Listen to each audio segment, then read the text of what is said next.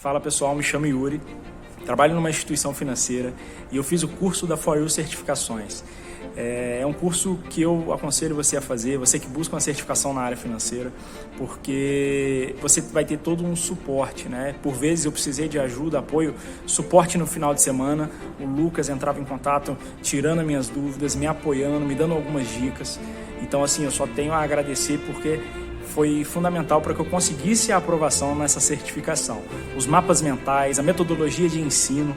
Então eu quero deixar esse recado aí, porque For You Certificações realmente é um curso que faz toda a diferença. Olá, meu nome é Rodrigo, eu fui aprovado com 90% sendo aluno CEA da For You. Quero dizer e agradecer toda a equipe da For You, porque foi um diferencial na minha vida para poder alcançar a promoção que eu tanto almejei na minha carreira. E destacar também que o professor Lucas, tanto o professor Lucas quanto a sua equipe foram muito cuidadosos, tanto com os materiais quanto com a didática. E o curso é excelente, fenomenal. Eu recomendo para todo mundo da área e para todo mundo que quer entrar também, que é muito importante investir em algo que realmente te dê um retorno positivo. Oi pessoal, tudo bem? Muito prazer, eu sou a Tamires, eu sou de Bagé, Rio Grande do Sul, e eu vim aqui falar um pouquinho da minha experiência com a For You, o qual sou totalmente grata pela minha aprovação na CPA 10, porque fez toda a diferença esse curso. Eu já tive algumas reprovações e tinha alguns pontos que eu não conseguia entender, não assimilava e não conseguia absorver o conteúdo.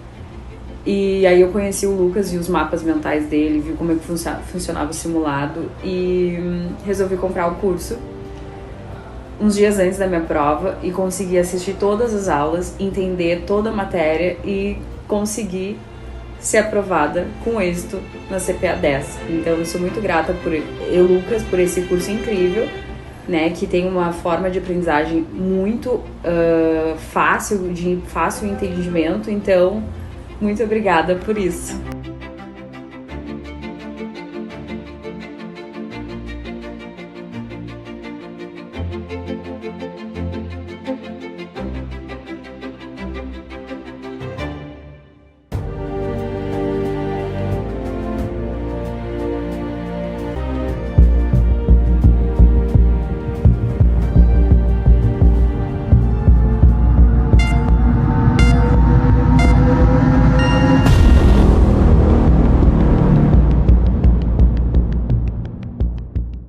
E aí pessoal, sejam todos muito bem-vindos a mais um pré-prova aqui da For You Certificações, nosso pré-prova de número 17.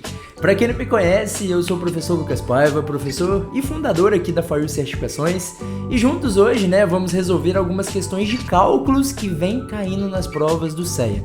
Muitos de vocês me pedem, Lucas, traz questões só de cálculo aqui pra gente treinar HP12C, e eu trouxe. Então, baseado no que os alunos, vêm falando pra gente, as questões que vêm caindo, a gente compilou essas questões e trouxemos aqui pra vocês.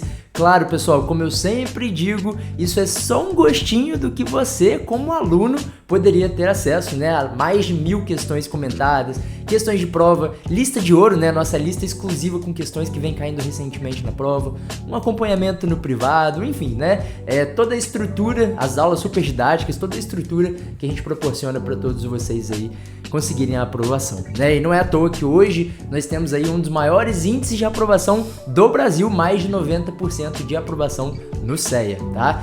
Então vamos lá, pessoal, sem mais ladainhas, antes da gente começar, eu vou pedir um favorzinho para vocês. Deixe o seu like, por favor, e se inscreva no canal. Isso ajuda muito, isso mostra pra mim que vocês estão gostando do conteúdo e que querem que eu continue a fazer, tá? Então, se vocês deixarem o like e me ajudarem nessa, eu também ajudo vocês e trago todas as semanas aqui questões de prova, tá bom? Deixa nos comentários alguma sugestão também que você queira ver num próximo pré-prova ou num outro tipo de conteúdo que você gostaria de ver por aqui, tá bom? Bom, é isso, pessoal. Não esqueça também de seguir a gente lá no Instagram. Vamos lá para a nossa primeira questão. Deixa eu puxar aqui a nossa HP12C, Sem ela a gente não consegue fazer. E vamos lá, pessoal. Questão de número 1, para quem não está familiarizado, tá? Aqui eu deixo sempre o cupom de desconto para você que para você que queira se tornar aluno ou queira falar com o nosso suporte para saber como funcionam os nossos cursos, é só apontar a sua câmera para cá ou entrar no nosso site www.foryoucertifica.com.br. Outra coisa também, tem um número aqui embaixo, você pode chamar a gente pelo WhatsApp por lá, beleza? Bom, o gestor de um fundo de ações, em janeiro de 2015, essa questão é muito boa, tá? Negociou 10 contratos do Ibovespa Futuro, com vencimento para dezembro de 2015 a 46 mil pontos, realizando um hedge para se proteger contra a queda do Ibovespa. Essa informação aqui é fundamental. No vencimento dos contratos, o Ibovespa Futuro estava sendo negociado a 67 mil pontos.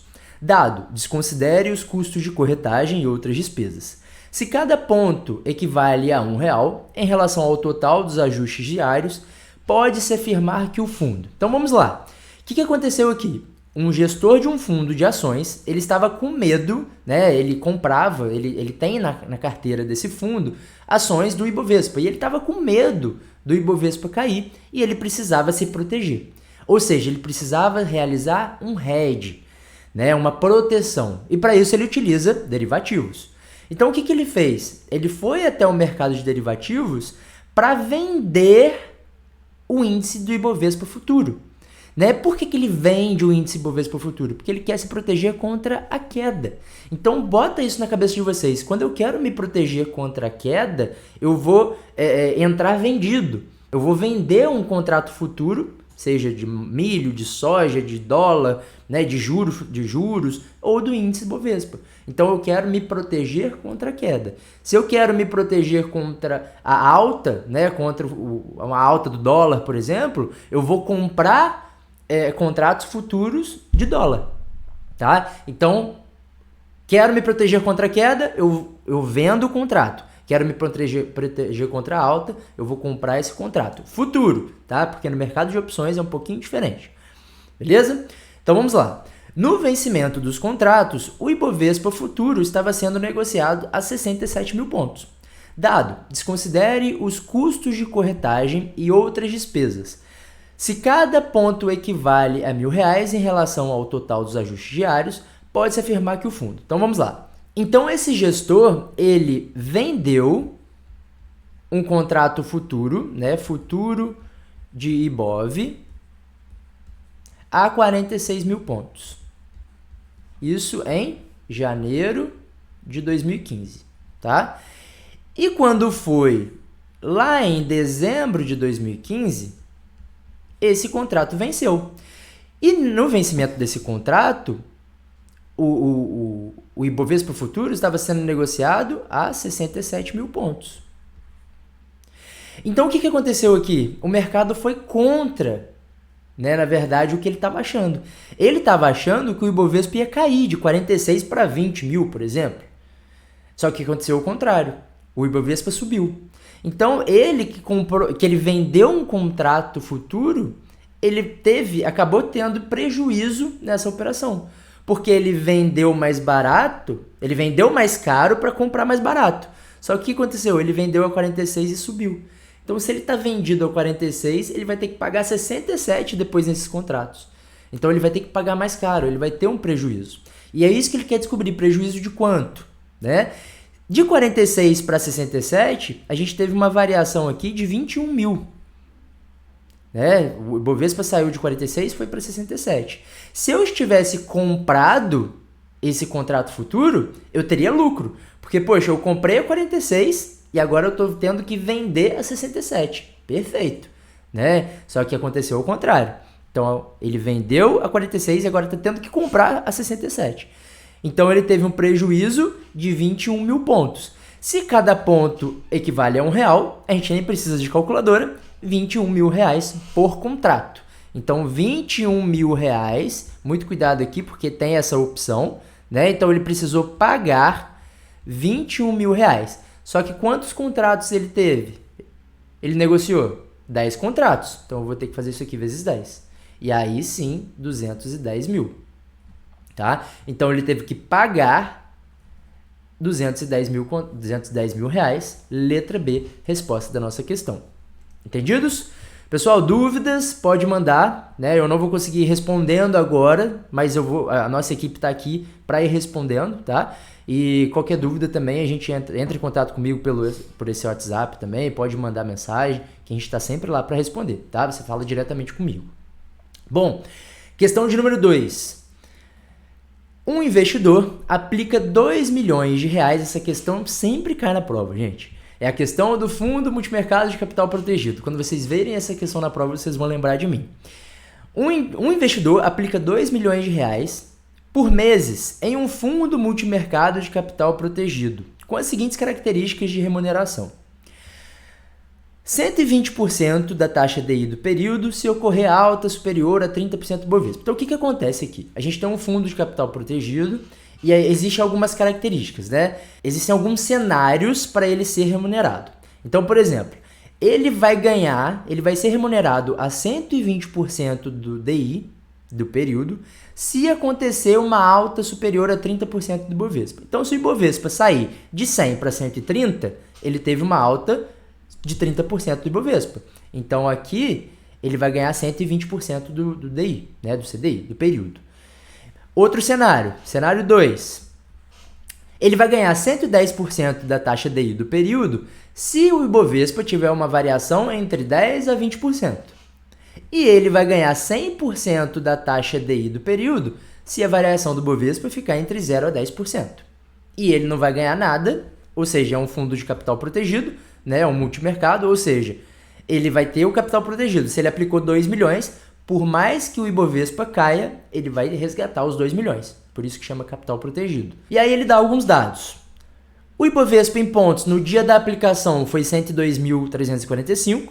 O Ibovespa em pontos no dia do resgate, 115.265. E aí ele fala que a taxa DI do período foi 6,80 e ele pede o rendimento bruto. Tá? O que a gente vai precisar fazer aqui? Primeira coisa, a gente precisa descobrir o quanto o Ibovespa variou nesse período para a gente saber a remuneração dele. Então, o que a gente faz? A gente vai pegar 102.000, que foi 102.345, que foi o momento que ele aplicou, Enter 115.265, que foi o momento do resgate. E a gente vai saber a variação percentual durante esse período. Foi de 12,67%. Se foi de 12,67%, 12,62%, né, foi o que variou no período, ele se encaixa em qual situação aqui? Ele vai se encaixar exatamente nessa segunda situação. Logo, quanto que ele vai ser remunerado? Ele vai ser remunerado em 110% da taxa do CDI. 110% de quanto? A taxa DI do período foi 6,80. Então, 6,80. Então, o que eu vou fazer aqui? Eu vou pegar esse 6,80 e tentar descobrir 110%. Enter 110%. Vai dar 7,48. Então, a remuneração dele foi de 7,48%. Em cima de quanto? Em cima dos 2 milhões que ele aplicou. 2 milhões, Enter 7,48%. 149.600. Então, o rendimento bruto dele foi de 149.600. Ah, Lucas, e se fosse rendimento líquido? Se fosse rendimento líquido, ele teria que dar para a gente o prazo, tá? Então, letra D é a resposta da nossa questão, tá? Se fosse rendimento líquido, aí a gente precisaria calcular o imposto. Mas aqui ele não deu nem a informação para a gente calcular esse imposto, tá bom? Então, letra D é a resposta da nossa questão. Bora para a próxima. Essa questão também é boa, vem caindo na prova, enfim, né, gente? Todas as questões aqui vêm caindo na prova, mas é porque é uma questão que eu vejo com determinada frequência, tá? E confunde, porque geralmente não se vê nenhum lugar, praticamente nenhum curso ensinando, né, sobre cálculo da covariância, né, cálculo do coeficiente beta. Então, aqui na FOIU a gente explica, né? A gente foca muito no que vem caindo na prova, tá, gente? Por isso que a gente explica tudo isso. E é simples, tá? Ele fala o seguinte, ele fala que a covariância entre os retornos das ações de uma empresa é de 0,005 e a variância é de 0,004. E aí ele pergunta qual que é o coeficiente beta dessas ações. Então, para a gente calcular o beta, o que a gente vai fazer? Existe uma fórmula para isso. Beta é igual a covariância dividido pela variância. Matou a questão. Simples, rápido, tá? Lucas, como que eu vou gravar isso? Lembra do nome? Covariância. Então, o co vem primeiro, vem em cima, e a variância vem embaixo. Covariância, tá? Fácil, você acha o beta. Então, geralmente essa fórmula aqui eu não tenho visto a Ambima disponibilizar essa fórmula, tá? Então, tenta lembrar, porque tem cobrado essa questão. E é exatamente essa, tá? A resposta é até 1.25, porque a gente vai pegar a covariância, que é de 0.005 e dividir por 0.004, e que vai dar pra gente, né? Eu já falei 1.25. Então, vamos lá. 0.005 enter 0.004 divide 1.25. Letra A, resposta da nossa questão, e vai ser a única questão sobre isso na sua prova, e a resposta também vai ser 1.25, beleza? E é isso, gente. Questão muito boa, questão nova, que a gente não tinha visto caindo antes, mas que começou a cair nas provas do CEA, sobre índice Modigliani. Lucas, meu Deus do céu, o que é índice Modigliani, né? Deixa eu apagar aqui. O que é índice Modigliani? Então vamos lá, gente. Para avaliar a performance de um profissional, aí ele dá o texto, né? Para avaliar a performance de um profissional na gestão de uma carteira de ativos, um analista de investimentos decide calcular o índice M2, tá? Pode cair como M2 também na prova. Ou índice de Modigliani, tá? Para isso, coleta os seguintes dados. Desvio padrão dos retornos da carteira, 12%. Taxa do ativo livre de risco, 3%. Índice de Sharpe, 1.2, tá? Então ele deu aqui alguns dados pra gente. Com base nessas informações, calcule, né, corretamente o valor do índice M2 da carteira, nada mais é do índice Modigliani.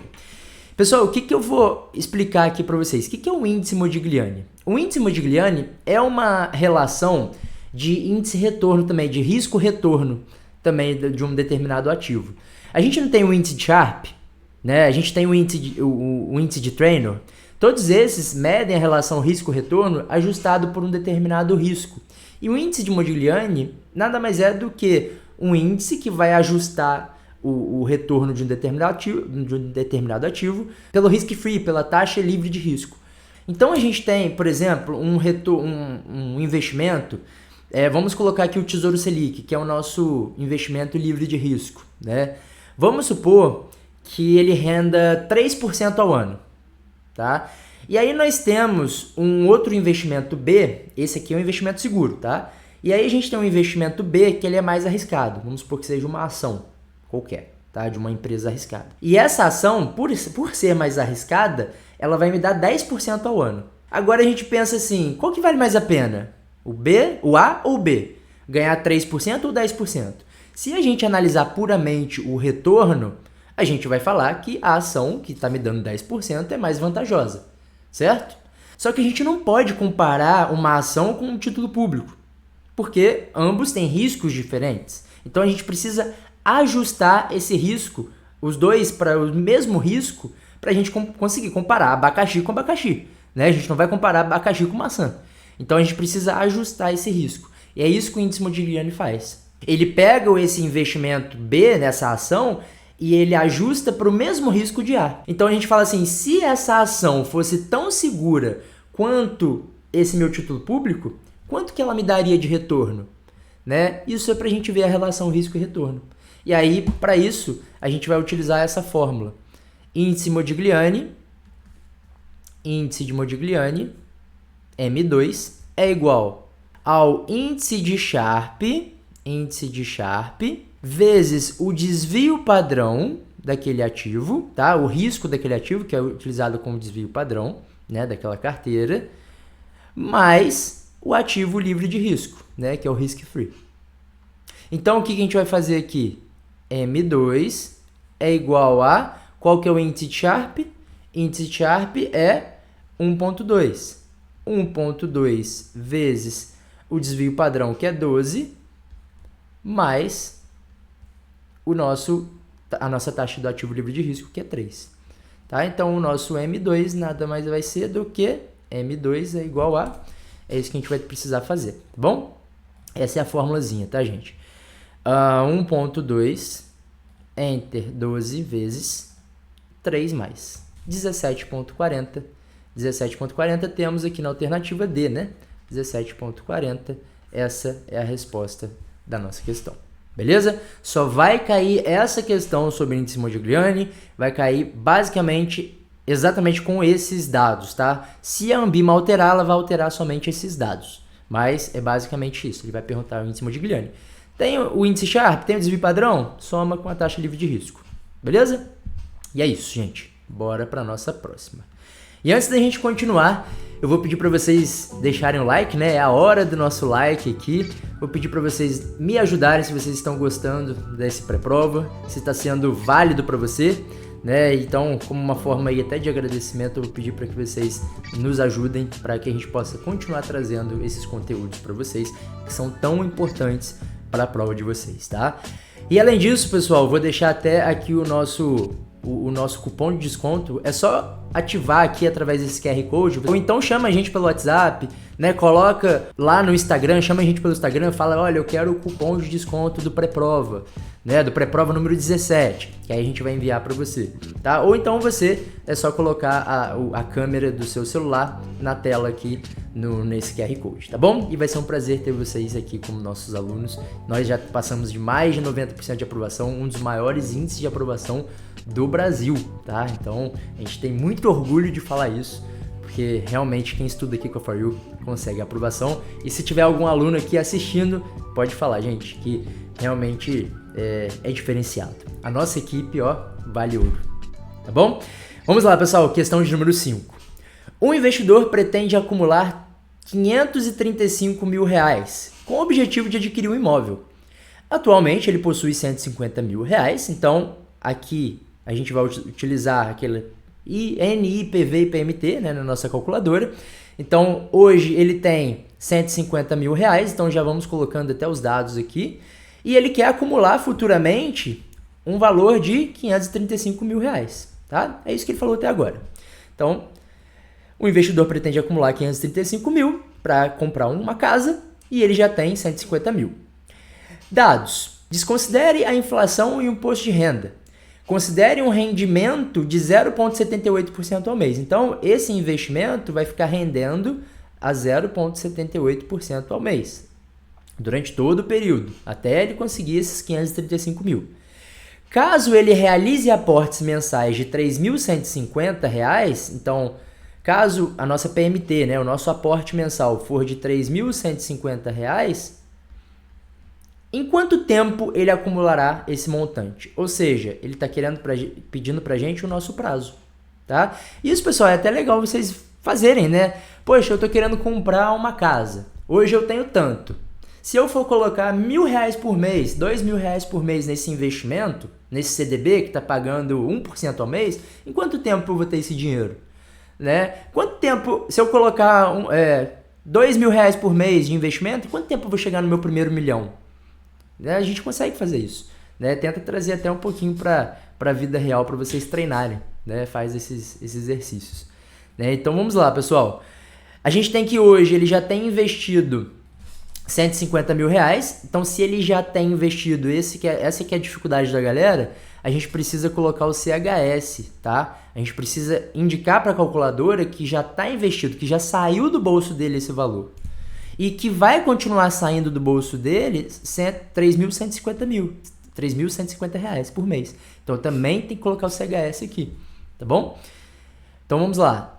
150 mil, CHS, PV, 535 mil é o meu valor futuro, que eu quero acumular. Vou deixar investido a 0,78% ao mês e vou aportar todos os meses 3.150 no PMT. Então, quantos meses eu vou levar para chegar a 535 mil? 68 meses, letra B, resposta da nossa questão. Simples, né? 68 meses, tá? Simples, né, galera? Letra B, resposta da questão. Bora para a próxima. Bom, questão ótima essa questão aqui. Essa questão aqui e eu tô para falar que é uma das que tem mais índices de erro, tá? No nossos simulados, né? Na prova mesmo, a galera fala que não conseguiu fazer. Então, é bem interessante mesmo essa questão. É importante que vocês prestem bem atenção aqui, tá? Vamos lá, pessoal. Beatriz, residente e domiciliada no Brasil, trabalha no mercado financeiro e recebe anualmente R$260 mil, incluindo o 13º. Adicionalmente, tem um apartamento alugado, que lhe rende mensalmente R$1.000 por mês. Para atingir o máximo diferimento fiscal no exercício, a contribuição para um plano de previdência complementar para a modalidade PGBL é... Então vamos lá, vamos por parte. Beatriz, ela recebe anualmente R$260 mil, o que inclui já o seu 13º, tá? Ela tem um apartamento, além dessa renda que ela tem do salário dela, ela também recebe de aluguel R$1.000 por mês. E aí ela quer alcançar o diferimento máximo fiscal. O que é esse diferimento máximo fiscal que ele está falando? A gente sabe que quando a gente contribui para um plano de PGBL, né, quem contribui para o plano de PGBL é aquele que faz a declaração pelo modelo completo, né, PGBL. Então, no modelo completo, né, de declaração do imposto de renda, a gente consegue abater algumas despesas e pagar menos imposto de renda. Né? Então, por exemplo, como ela recebe aqui, vamos supor que uma pessoa receba R$200 mil por ano, tá? R$200 mil por ano. Então, ao invés de pagar o imposto sobre esse total de R$200 mil, você vai pagar imposto sobre esses R$200 mil que você recebeu, menos plano de saúde que você consegue deduzir, educação. Se você tem dependente, se você paga pensão, por exemplo, você consegue ir abatendo. E além disso, você consegue utilizar 12% desse valor, até 12% desse valor, se você contribui para um plano de PGBL, você consegue também deduzir mais 12%. Então, quando ele fala para atingir o máximo diferimento fiscal, ele quer saber o seguinte: quanto que ela tem que contribuir ao ano para ela conseguir utilizar esses 12% do PGBL, para ela conseguir deduzir 12% da base de cálculo do imposto de renda dela. É isso que ele quer saber. Aí você fala assim: poxa, Luca, mas aí é fácil, né? Você pega o que a maioria dos alunos faz. Eles pegam 260 mil... Vamos lá, eles pegam 260 mil e tira 12%. 12%. Vai dar 31.200 e acabam marcando a letra A. Errou. Sabe por que errou?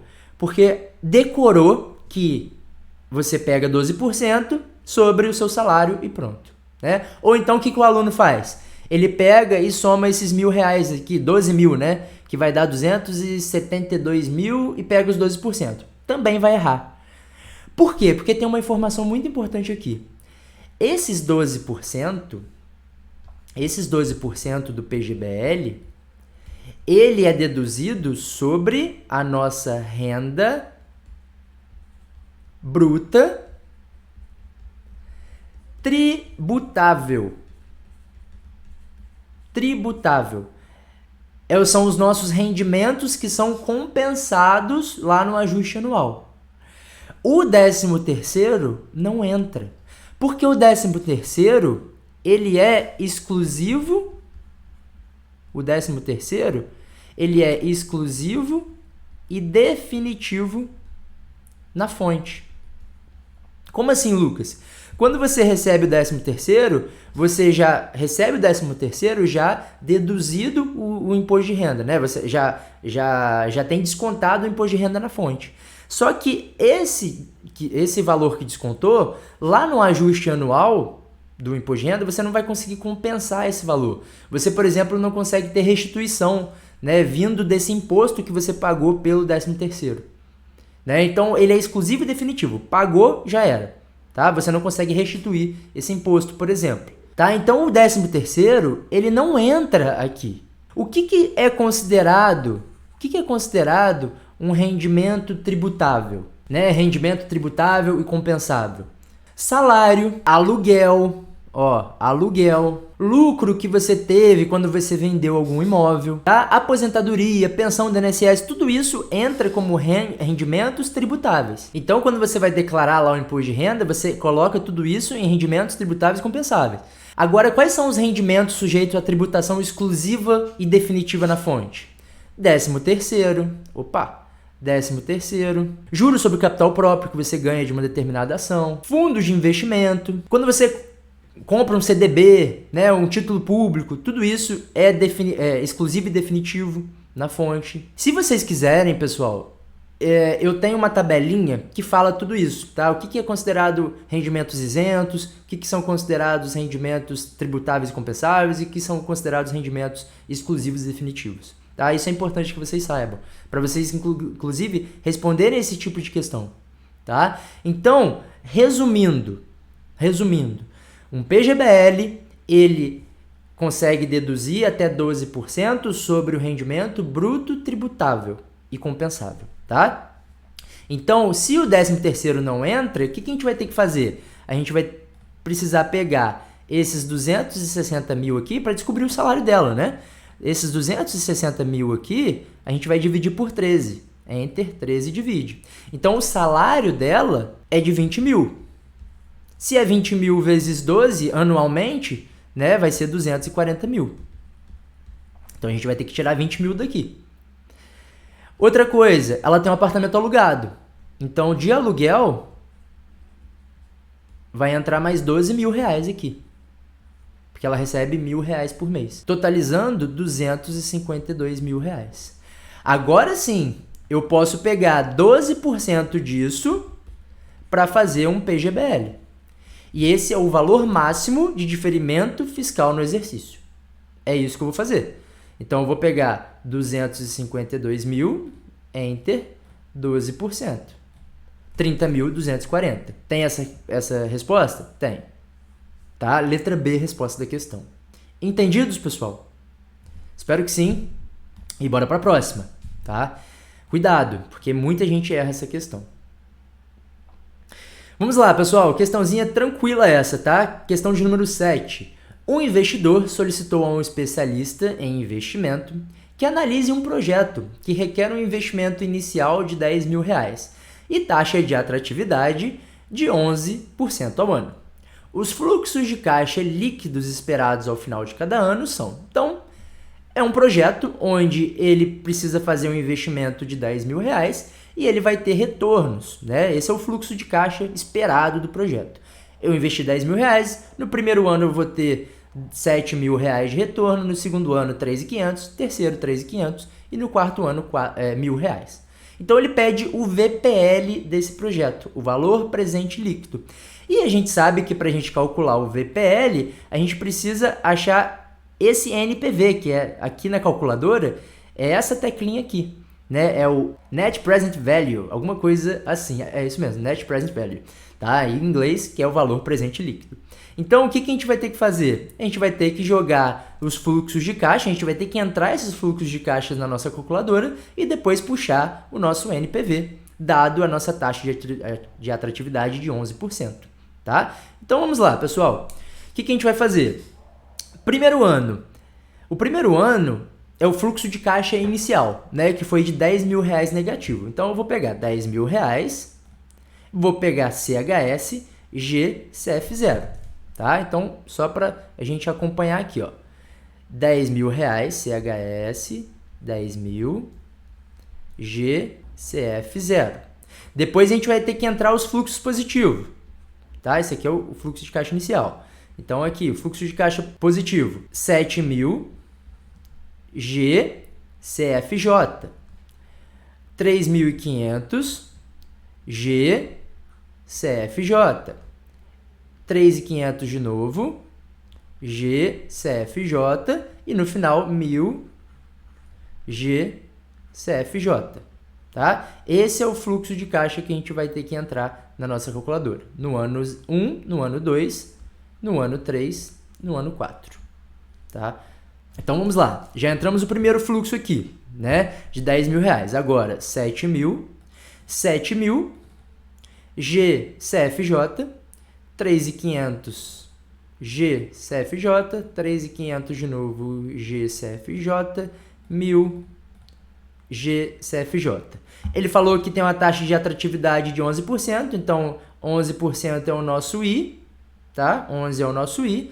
E agora a gente puxa o nosso NPV. Para isso a gente aperta FPV aqui, tá? FPV, eu acho o meu NPV, que vai dar 2.364,89, fazendo assim com que a nossa letra A, né, a nossa letra A aqui seja a resposta da nossa questão. Beleza? É isso, pessoal. Simples, né? Bem tranquilo. Deixa eu apagar aqui. E assim, pessoal, eu me despeço de vocês porque chegamos ao fim do nosso pré-prova. Agradeço a presença de todos vocês, eu espero que vocês tenham gostado. Deixa eu só tirar a calculadora daqui. Eu espero que vocês tenham gostado do nosso pré-prova, tenham aprendido sobre essas questões. Dúvidas pode mandar pelo WhatsApp, pode mandar por aqui, pelo comentário, que a gente vai responder também. E eu convido vocês a se tornarem um dos nossos alunos, né? Assim como Regiane, a Gislene, né? O Raiber, são todos aprovados no CEA, né? E até eles colocam aqui o depoimento deles, né? Como foi a experiência de ser um aluno aqui da 4U Certificações. E como eu disse, né? Um dos maiores índices de aprovação do Brasil, já passamos de mais de 91%. Deixei um cupom de desconto para você logo aqui no canto superior direito da tela. É só colocar a sua câmera ali no QR Code, apontar a câmera do celular e vir se tornar nossos alunos, tá bom? Mais uma vez, muito obrigado. Desejo a vocês um bom descanso. Parabéns por terem chegado até aqui. E continue firme, como eu disse, né? Você vai ser o próximo a estar aqui. Eu quero que a sua foto esteja aqui no nosso pré-prova futuramente, tá bom? Eu quero que vocês em breve coloquem o CEA ao lado do nome de vocês. Muito obrigado, uma boa noite e vejo vocês no próximo vídeo, né? Na próxima semana, onde eu vou trazer mais um pré-prova. Um abraço, pessoal. Um beijo no coração de vocês e até mais.